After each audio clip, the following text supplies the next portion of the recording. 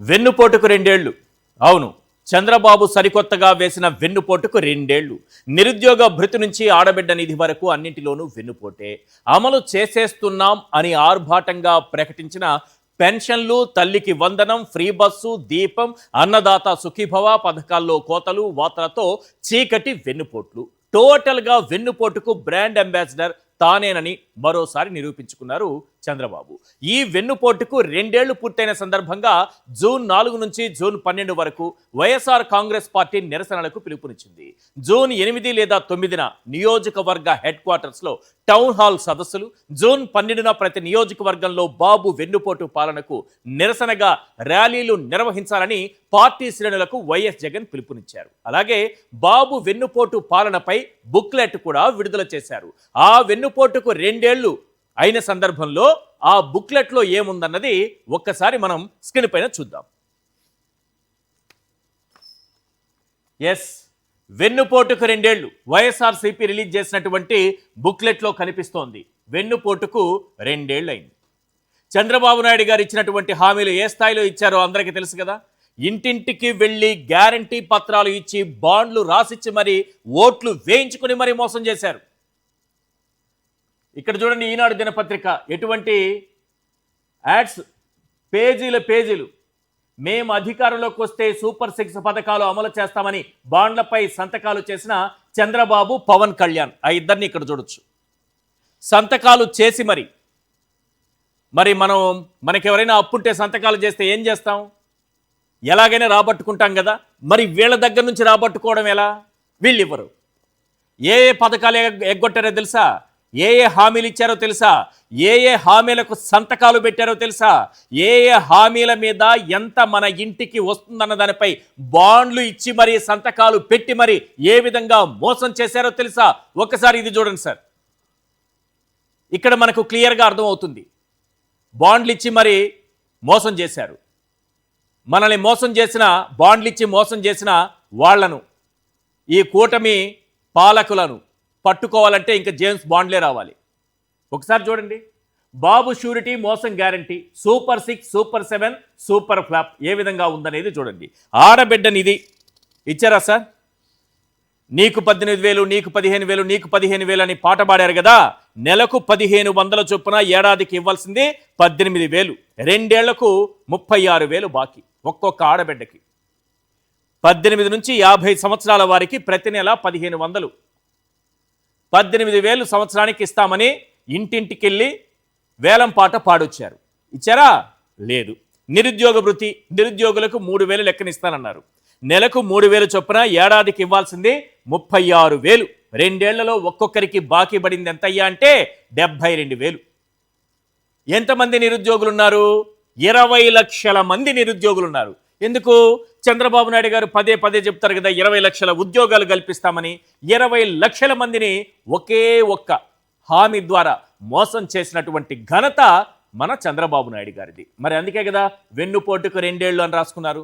ఈరోజు వెన్నుపోటుకు రెండేళ్లని వైఎస్ఆర్సీపీ అంటుంటే మహానాడులో గర్వంగా అబద్ధాలు చెప్పుకుంటున్నారు వాళ్ళు. ఇంకా ఉన్నాయి చూడండి. 50 ఏళ్లకే పెన్షన్, బీసీ, ఎస్సీ, ఎస్టీ మైనారిటీలకు నెలకు 4,000 పెన్షన్. తల్లికి వందనం, స్కూలుకు వెళ్ళే ప్రతి పిల్లాడికి తల్లికిచ్చింది వైఎస్ఆర్సీపీ. కానీ వీళ్ళు ప్రతి పిల్లాడికి 15,000 ఇస్తామని చెప్పి ఎంత ఇచ్చారో తెలుసా సార్? ఒక్కొక్క పిల్లాడికి 9,000, 10,000, 13,000. చంద్రబాబు నాయుడు గారికి ఎంత బుద్ధి పుడితే అంత. 15,000 ఎవరికి ఇవ్వలేదు, కొంతమందికి పడ్డాయి. మిగతా వాళ్ళందరికీ ఎంత వచ్చింది? 9,000, 10,000, 11,000. మనకి ఎంత బుద్ధి పుడితే అంత ఇచ్చాం. ఫ్రీ బస్సు, అన్ని బస్సులు లేవు, కొన్ని బస్సులే ఫ్రీ బస్సులు. దీపం పథకం, ఏడాదికి ఎన్ని సిలిండర్లు ఇస్తానన్నారు? ఇవ్వాల్సింది 3 ఏడాదికి, 2 ఏళ్లకు 6 ఇవ్వాలి. వీళ్ళు ఇచ్చింది 1. అందరికీ ఇచ్చారా? 1,50,00,000 కుటుంబాలు ఉన్నాయి ఈ రాష్ట్రంలో. ఎంతమందికి ఇచ్చారు? 50 లక్షలు, 60 లక్షల మందికి ఇచ్చారు. 1 కోటి మందికి ఎగ్గొట్టేసినట్టున్నారు దాదాపు. అసలు ఎవరికి డబ్బులు పడలేదని మంత్రి గారే స్వయంగా ముఖ్యమంత్రి గారికి విన్నవించుకునేది కూడా మనం చూసాము. నెక్స్ట్, ఈ పరిణామాల నేపథ్యంలో ఈరోజు వైఎస్ఆర్సీపీ అధినేత, పార్టీకి సంబంధించినటువంటి రీజనల్ కోఆర్డినేటర్లు, నేతలు, ఆయా నియోజకవర్గాల ఇన్ఛార్జీలు వాళ్ళందరితో ఒక మీటింగ్ నిర్వహించారు. ఈ సందర్భంగా వెన్నుపోటుకు 2 ఏళ్లు అన్న అంశం పైన జగన్మోహన్ రెడ్డి గారు ఏం మాట్లాడారనేది ఒకసారి విందాం సార్. ఈ కార్యక్రమాలకు అన్నిటికీ కూడా జూన్ 4 నుంచి 12 వరకు వెన్నుపోటుకు 2 ఏళ్లు కార్యక్రమం అనేది పార్టీ తరపున చేపడతా ఉన్నాం. జూన్ 4 నుంచి 12 వరకు జరగబోయే ఈ కార్యక్రమాలు ఒకవైపున ఎస్ఐఆర్ కారణంగాను కమిటీల వెరిఫికేషన్, మనకు గ్రామ స్థాయిలో కమిటీలు ఏవైతే ఉన్నాయో వాటి వెరిఫికేషన్ కారణంగాను ఎండను తీవ్రతను కూడా పరిగణలోకి తీసుకుని ఈ షెడ్యూల్ అనేది రూపొందించడం జరిగింది. జూన్ 4న మండల కేంద్రాలలో నిరసన కార్యక్రమాలు చేపడుతున్నాం. ప్రతి మండలంలోనూ మీ నియోజకవర్గాలలో జూన్ 4న ఈ కార్యక్రమం చేపట్టాలి. ఆ ప్రతి మండలంలోనూ చంద్రబాబు నాయుడు గారికి సంబంధించి ఆయన మేనిఫెస్టో, అంటే ఈనాడులో ఎన్నికలకు ముందు ఆయన ఇచ్చిన అడ్వర్టైజ్మెంట్, ఆ కాపీ ప్లస్ బాండ్లు వీళ్ళు ఏదైతే ఇచ్చినారో బాండ్లు, ఏకంగా పవన్ కళ్యాణ్ చంద్రబాబు నాయుడు గారి ఫోటోలతో ఏకంగా సంతకాలు పెట్టి బాండ్లు ఏదైతే ఇచ్చినారో ఆ బాండ్ల కాపీస్ ఇవి నెట్లో అందుబాటులోనే మన దగ్గర ఉన్నాయి. మీరు కూడా మీ నియోజకవర్గాలలో కూడా ప్రతి కార్యకర్తకు కూడా ఈ విషయాలన్నీ కూడా చెప్పి దీంట్లో కూడా పెట్టడం జరిగింది. ఈ బుక్లో కూడా ఈనాడులో ఆయన ఇచ్చిన మేనిఫెస్టోకి సంబంధించిన అడ్వర్టైజ్మెంట్లు, తర్వాత బాండ్స్, ఇవి ప్రతి మండల కేంద్రంలో కూడా 4వ తారీఖున ఈ రెండు చూపిస్తూ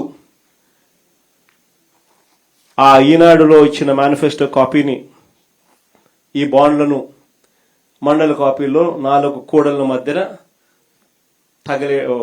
నిప్పంటించి నిరసన తెలిపే కార్యక్రమం ఆ రోజు జూన్ 4వ తారీఖున మండల కేంద్రాలలో చేసే కార్యక్రమం. ఇందులో ఏదో ఒక మండలంలో కాన్స్టిట్యున్సీ ఇన్ఛార్జ్ కూడా ఏదో మండలంలో పాలు పంచుకోవాలి, మిగిలిన మండలాలలో కార్యకర్తలు పాలు పంచుకునే కార్యక్రమం జరిగే విధంగా ఈ ప్రోగ్రాంను మనం తీర్చిదిద్దాం. రైట్.